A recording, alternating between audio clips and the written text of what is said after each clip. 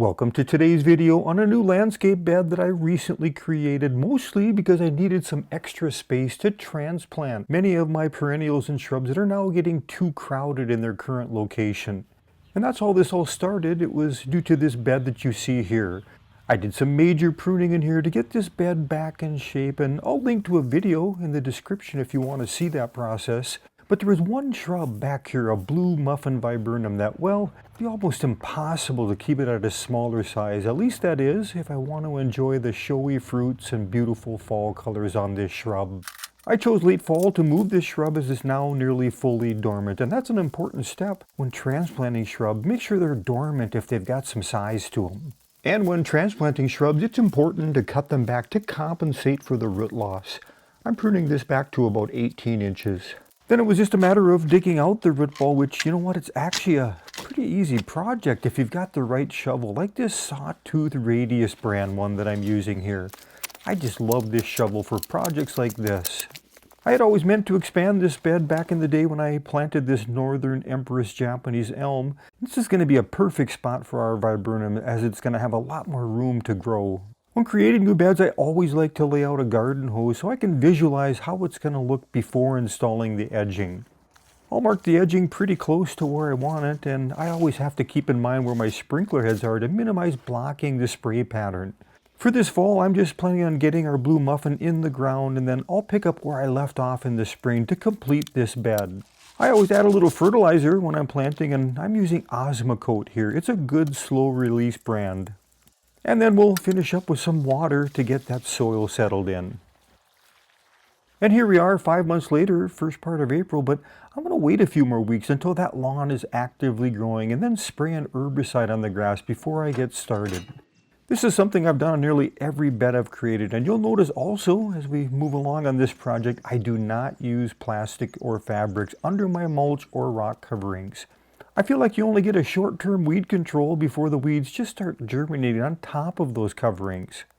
Okay, as I'm cutting the line for the edging, you'll notice the viburnum is leafing out nicely, so we're in good shape there. And I've already got some piles of soil and sod in 2 locations. And this is something I always recommend. Add some berms, contours, and elevation changes to your beds. It makes a big difference in how they look. Just that little ridge gives it a more natural appearance. I'll be adding these sod chunks I'm cutting out to those berms, but the majority of that pile already there came from another project I decided to do at the same time. I was having trouble backing one of my trailers into its location next to my garage without driving on the lawn, and it wasn't long before the tires just started to rut it all up. So I decided to add this rock bed to the area to solve the problem. And quite honestly, that's how a lot of my beds have been created in this landscape. One project extra fill would create the berms for the next bed, and around I went. As I mentioned in the beginning, this bed will be connected to an existing bed, so I'll start by popping out this rock edging here and start working my way around the new bed.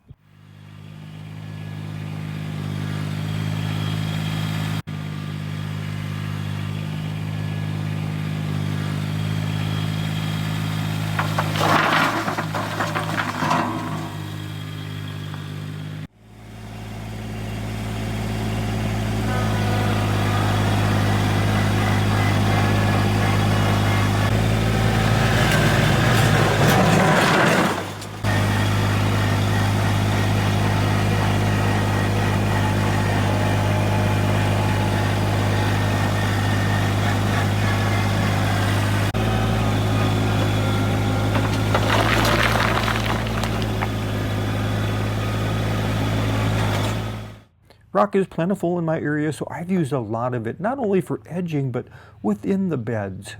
I think it adds a lot of interest and, well, a rustic feel to our gardens and landscape.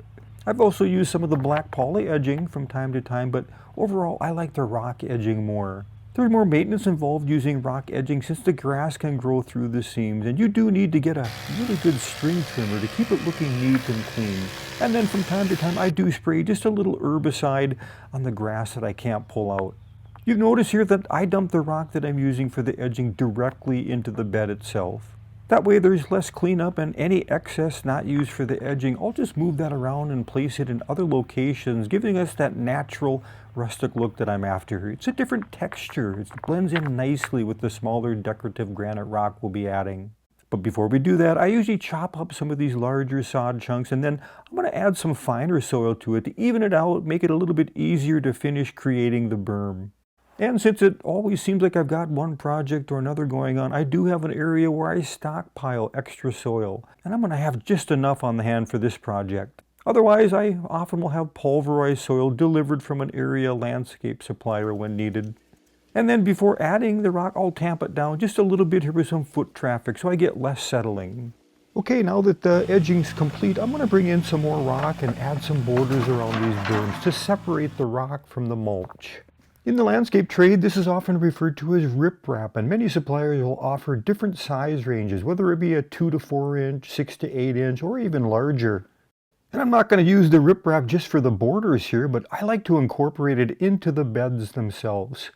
I'll create areas where the larger rock is tight together, and then also leave some open space where the smaller granite's going to go. On landscaping projects, this is one of my favorite parts. I never know for sure how it's going to turn out, as I'm not big on drawing anything out on paper. I just like to create as I go. Okay, I'm ready to bring in the smaller decorative rock. This is a 1.5 to 2 inch granite. At first glance, when I started putting it in, it looked way too gray for my taste, but I knew once I washed it off, many of the other color tones and ranges would show up. And that just gets better with time and age of the rock. You'll notice here that I'm only using a hand shovel for this step, and that's important. I avoid dumping with my bucket or a full wheelbarrow, as too much rock will be added, and then it just covers up some of the larger rocks. Okay, so we're over halfway done with this project, and what I ended up doing here is I felt like some of these got buried just a little bit more than I wanted. The effect I want is to have those boulders peeking out of the ground, so I'm just quick going through and kind of lifting them up. A little bit of rock falls in below them. As I'm forming the beds and adding the rocks, my mind is already picturing what plants might look good here or there.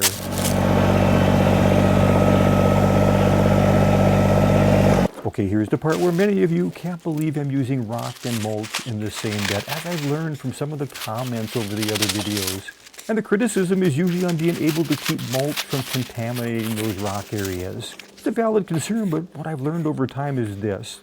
Most importantly, just make sure you keep the rock on the higher points, on top of those berms. If you put the mulch on the high side, yeah, a heavy rain, wind, it'll move that mulch into the rock.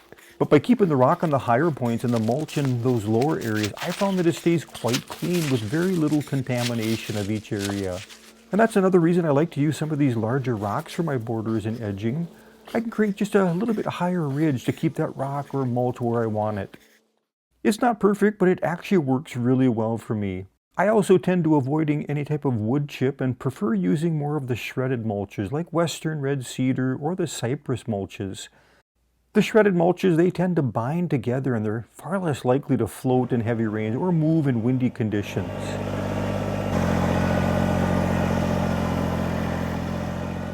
I decided also to add a few larger boulders to give this bed just a little bit more interest. I had a few extra from a previous bed that I had put in, and they'll look great in here. I usually do this step before adding the smaller rock and mulch, but since this was an afterthought, it's easy enough just to pull back some of that riprap I use for borders and squeeze them into place. And as I wash off the rock, you can now see how the different size rocks become more noticeable. And I don't know, I just think it adds that extra level of interest in landscape beds, especially when you're also adding some of those raised berms rather than just having it just flat or only using just one size of rock.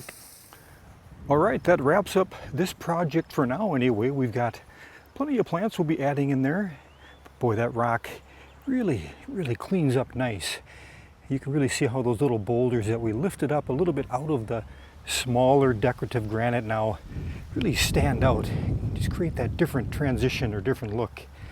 And I really like how these specimen boulders fit in there right now. I'm pretty comfortable with how they look in there as well. I can already tell as I start adding plants, I'm probably going to be lifting up the branches just a little bit, maybe 2 feet on this northern Empress Japanese elm. The highlight of this bed always meant to extend this bed out and include it, and here we are.